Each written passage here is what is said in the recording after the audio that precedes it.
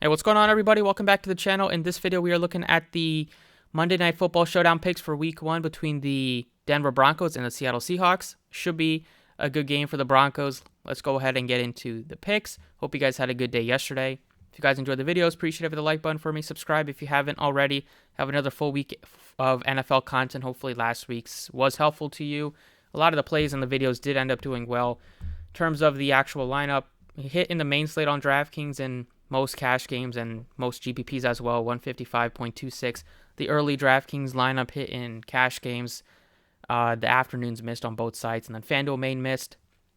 As I had like Mike Williams and DJ Moore as my receivers. I had Justin Jefferson, but those guys were just priced nicely. On FanDuel, I want to take advantage of those guys. Didn't work out. And then FanDuel early hit in both formats. And then Showdown for the last game of the day. DraftKings missed. FanDuel hit with missed hit by a couple points in GPPs and a lot more in cash, with Noah Brown as a good value, had Fournette, had Brady.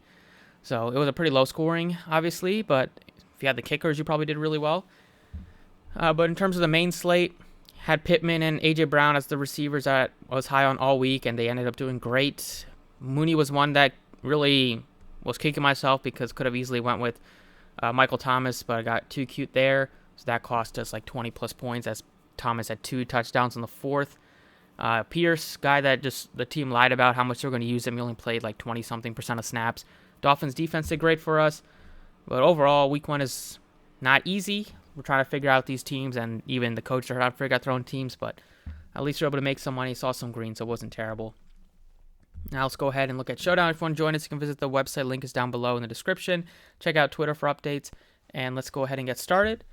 So on sportsbooks, even though they are on the road, the Denver Broncos are favored by almost a touchdown here, about 25.25 points that the projected score has gone up by 2.5 since it's opened.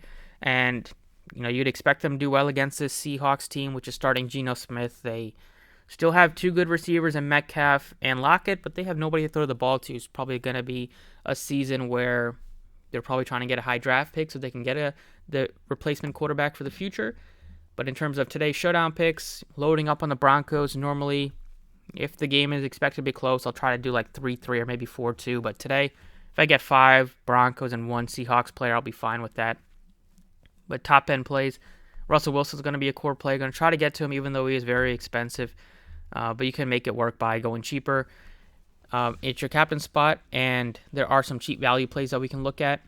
But like Wilson, Javonte Williams looks solid as well, although he always has some risk with Melvin Gordon stealing away a touchdown.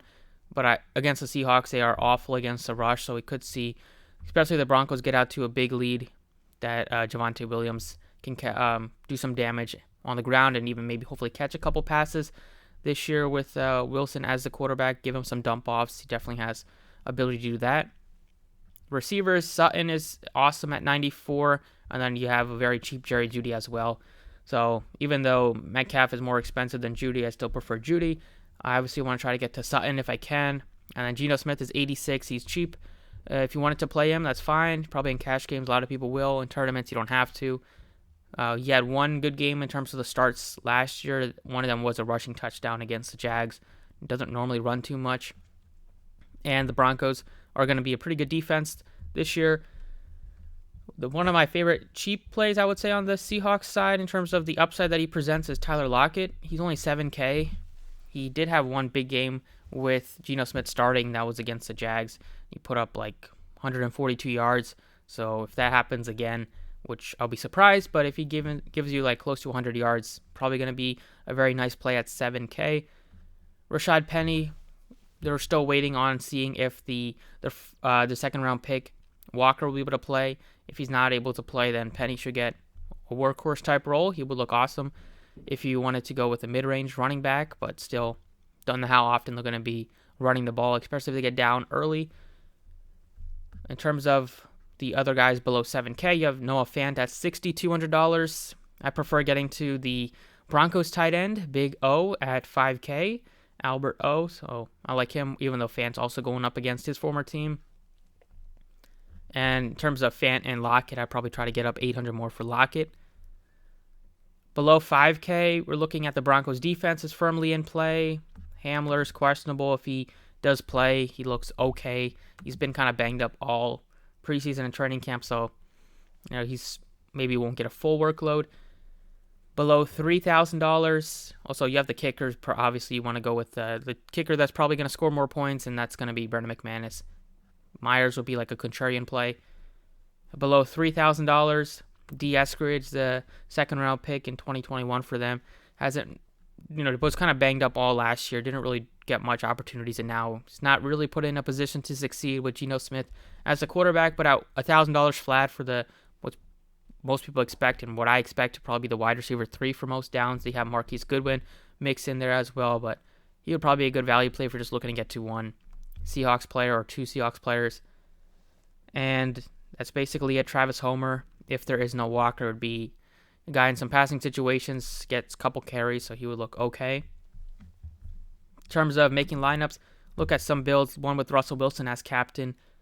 Go Wilson, try to get him to pair him with as much of his teammates as possible. We'll start with 5K, Albert O. Look to try to get to Sutton as well at 94. If you try to get to Judy, that's $80, $200. Those would be, you're getting all 3, probably 3 of the top most targeted players on the team, with the 2 top wide receivers and the top tight end. If we wanted to go with just a pump play, we could put in like DeNvsSEA, and we have $8,700 left. Is it where you could go Geno Smith, and this probably will be somewhat popular of a lineup. You get both quarterbacks. You get probably the 3, or at least 2, definitely the best wide receivers in this game, and even you get to a cheap tight end that can catch some passes and get into the end zone. And first year of being the starter after he was playing behind Noah Fant last year. So that's definitely one approach. We didn't get to Javonte Williams in that one. Want to do one with him at captain. Still want to get to Russell Wilson. Still want to get to Jerry Jeudy or Sutton. It probably might be difficult to get to both. But if you do get to Sutton here, we have $4,500 left. Still look to maybe $1,000 DeNvsSEA. Now we have $6,250. Pay up for Albert O, and now we have $75, which you could get Melvin Gordon and get to both running backs, because this was probably like a GPP type lineup. A lot of people won't have both running backs in there, but we've seen games where both Melvin Gordon and Javonte Williams do well, and Williams, even though Williams is expected to have a big role this year, Melvin Gordon will still mix in. And we saw already in week 1 with running backs, you're getting backup running backs vulturing some touchdowns. So that's one way, or you can go with Tyler Lockett at 7K and put him in there. So that's another approach. Do another one with Sutton at captain, with Russell Wilson, obviously, with Albert O at 5K, with Jerry Jeudy. If we wanted to get to a kicker, that's fine. We'll look to see if we can get to the Broncos defense potentially. Now we have 61. Really nobody that's in play there. Maybe we go with McManus instead, and now we have 67. Just miss out on like a Lockett here, so you could flip-flop Sutton and Jeudy at your captain spot. But if we go back to Russell Wilson here and go back to Sutton, we have 55 now. That's going to be way too many Broncos there. Can't do all 6. We have 48.50. See if we put in, I think Eskridge might just be the one guy I try to get to just with how cheap he is. And then that will be the same exact lineup that we did in the first time out. But let's see if we instead go with like Rashad Penny, who's had some big games on the ground, and he could be seeing a big workload. And Eskridge, so another approach here. But in terms of the core plays, I'll probably try to definitely have one of the top price guys on the Broncos. We have some cheap guys that we can consider, so it's probably not a slate where I need to go cheap at captain, so Wilson. And then wanted to get to Sutton at 94. I think he'll have a big year. Alberto, and then I think for $1,000, DeNvsSEA just to get to at least one Seahawks player would be nice. And then I could probably get to Smith or Lockett as another one if I want to do a 4-2. But that's what I'm looking at right now for DraftKings. So go ahead and look at FanDuel. All right, on FanDuel, Wilson is 17K, so he's 3K more than the next closest guy, and that is going to be Geno Smith. So probably don't need to get to Smith on FanDuel. He's not a priority. He's the second most expensive player. I'd rather get to these receivers like Sutton and get to like the running back like Williams. Just scrolling down, you have Judy's cheaper than Lockett, so he sticks out right out of the gate. Fant is 9K. Alberto looks cheap enough on both sides to probably be somewhat high on. Eskridge is only 7K. Want to consider him. If Walker does happen to suit up, he's 7K as well. As probably the backup running back, and anywhere from like 8 to 10 touches, I'd say, for him. But want to get to your highest projected player at MVP, and that's going to be Wilson, for me at least. Sutton is 12K. Easy to get to him. Easy to pair Wilson with his top dogs. Sutton and Judy, you have 10K left still. And see if we even try to get to like Javonte Williams here. We're going to have 6,500 left. We saw Eskridge there as a potential option. Marquise Goodwin at 6K could be one. He's going to see some work as a third/fourth wide receiver for them. So that's one build to look at. We also have like Lockett's 11.5. Wanted to play him as well. We have 85 now. So you could go with like Alberto here. So that's definitely another one. Like DJ Dallas, Travis Homer. I'd rather get to Alberto. I'd rather get to like maybe D. Eskridge, who's cheap at the bottom.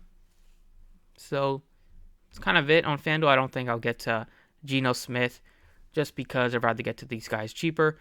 And then you have Penny is 12.5 potentially there, but on FanDuel I'll probably get to 1 Seahawks player and get to 4 Broncos. The core plays would be Wilson, Sutton, and then I think Alberto would be the third option just because he's only 8,000 and he's cheaper than a lot of guys that he probably shouldn't be cheaper than, like the kicker. The Seahawks defense is more expensive than him. So that's what I got for this one. Pretty much it for the showdown. Thank you for watching. Let me know if you have any questions down in the comment section. Appreciate all the support you guys have been showing. Stay tuned for more videos throughout this week, and best of luck.